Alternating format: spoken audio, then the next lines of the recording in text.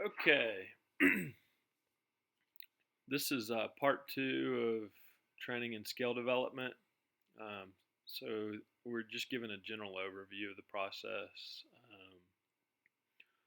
So we kind of we're going to pick up at step 10, doing an EFA and a CFA. So this is study one and study two of the general model I gave you earlier.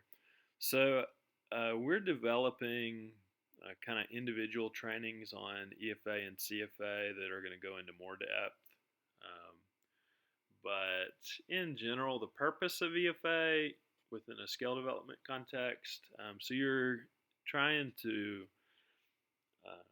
evaluate a larger pool of items and condense those to items that are performing well and what the logic of the EFA CFA progression is you're trying to find items using the EFA that are going to later on perform well in a CFA. So the assumptions of a CFA are that each item loads strongly on a primary factor and doesn't cross load. So you're assuming a zero loading on any other factors.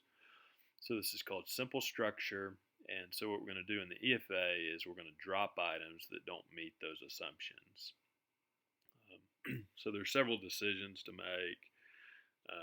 One has to do with rotation method, and this has to do with whether you let this, if you have more than one factor, whether you let those factors correlate with each other. So we'll discuss this some as a group.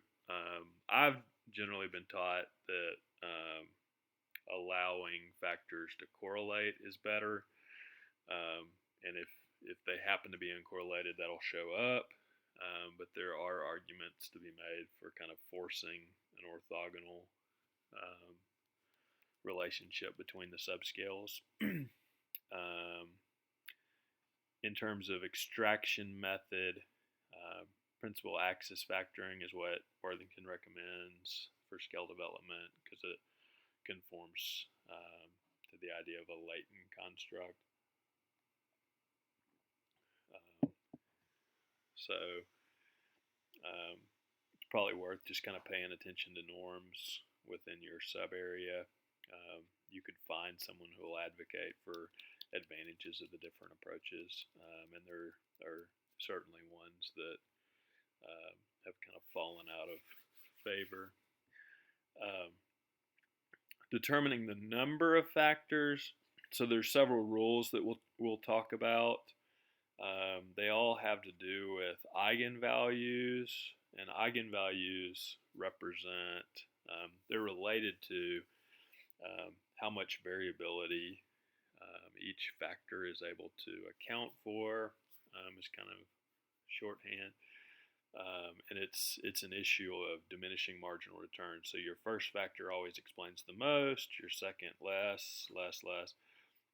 And so the one that's probably still most common is parallel analysis. So at the point that your factor is explaining less than a random data set, that's when you've kind of passed the point of diminishing marginal returns.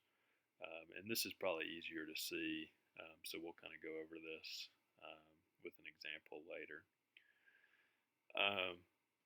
So you're dropping items based on the decision rule we talked about earlier, where you want simple structure. So you start with an a priori rule. So we want to retain items with a loading of at least 0.5 and with cross loadings that are not above 0.30, for example. And then you'll go back through and refactor to make sure that all your items meet inclusion criteria. Then you create a table with the mean, standard deviations, and loadings. And the easiest way is just to look at an example. And in terms of write-up, what I would recommend is just looking at an example and kind of seeing how to report eigenvalues, present variance, commonalities, factor loadings, and interpreting the factors. And then In some cases, I've had editors ask me to go ahead and run a CFA, and an advantage of this, of doing this on the same sample, is any problems with fit that might affect your RMSEA where items are too correlated with each other. EFA doesn't tend to show that well, but a CFA would. And another strategy we've used is covariating out a total score and then looking at item-item correlations. So essentially you're covariating out the latent construct, and so correlations or covariation that still exist has to do with some sort of method factor. So that's EFA, and then we'll actually spend an entire training on CFA, and may actually be several. But we overfit things in study one, so one simple thing to do would basically be to specify the same factor structure and just see if that model has good fit. And there's several global fit indices that we'll look at just to see if the overall model looked okay, and then we'll also look at different aspects of the model like the factor loadings and stuff like that.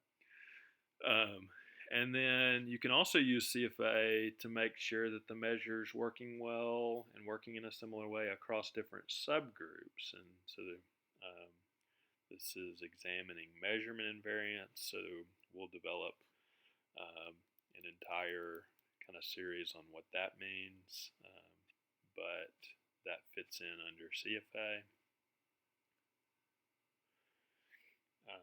I talk a little bit about rules of thumb for global fit here, but we'll get into that more later. And we'll also get into what it means to compare nested models. But the short version is that you can compare different models and you make assumptions that simplify the model. So if you assume, for example, that a certain path equals 0, that actually makes the model simpler. And if that model fits just as well as the more complicated model, then why not use the simple model? So that's the logic of it. And you look at several statistics just to make those comparisons. And one has to do with a chi-square difference test. And if that is non-significant, then you assume the models are equivalent and you retain the simpler model. And then there are several, kind of everybody and their mother created different global fit indices, but there are several that have been shown to kind of carry unique information. And so in particular the CFI and RMSEA are two that tend to get reported frequently. Okay, so study 3 and study 4, I'm just going to kind of go over the general logic of what the purpose of those studies is going to be. So construct validity is an overall term, and what you're looking for, think of like a spider web. You're looking to situate your construct among other things in the literature, other constructs that are known. So if you think, for example, that you have a measure of forgiveness, but the way you show evidence that that's actually what you're measuring is you show a pattern of relationships to other things that's consistent with your measure being a measure of forgiveness.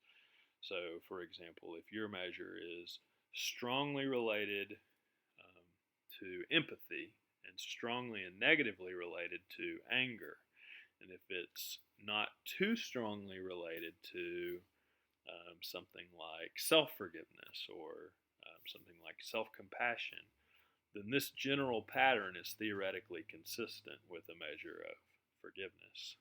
So there are several different types of construct validity, and they're essentially just telling you, when you use that word, it's telling you what type of correlation you would expect.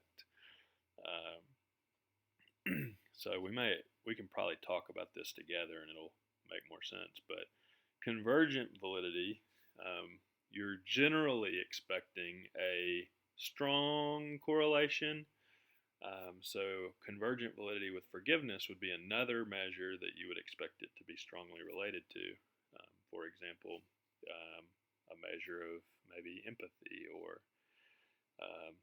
it could even be negatively but strongly related, so like anger. Discriminant validity is you do not want it to correlate more strongly than it should.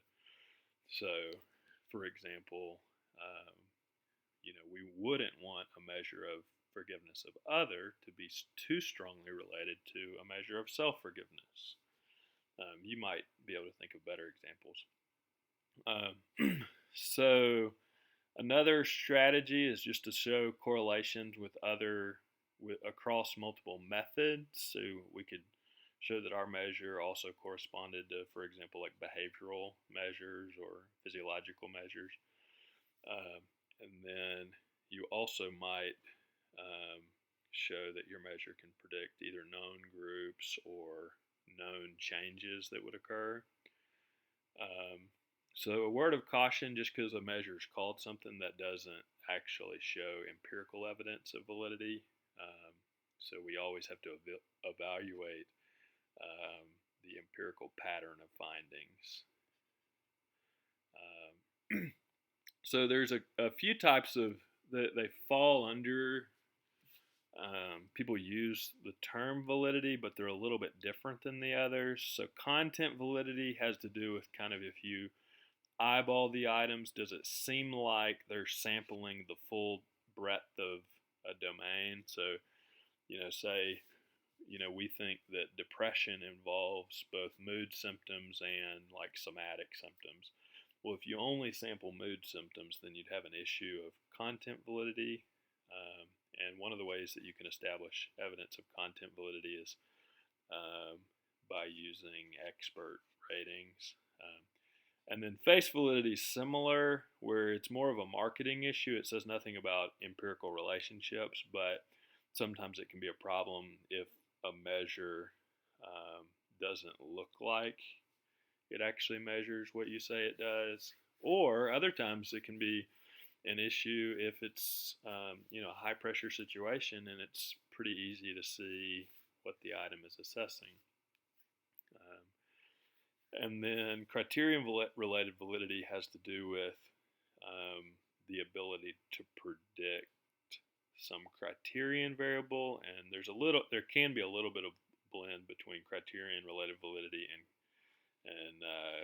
construct validity, and the main difference is construct validity up here has more to do with a theoretical pattern, versus down here we're talking about being able to predict some gold standard criterion or some future behavior, for example. So there's potentially a little bit of blur with these two. So and then the last set here. So we can publish the scale at this point, but there's an ongoing process.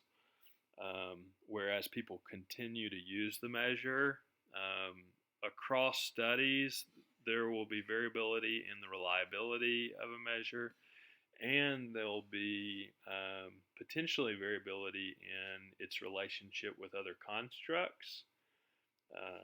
And so this is really speaking to like external validity. And so we learn more about a measure and its reputation as it gets used across a variety of samples. So it's important to kind of track a measure over time.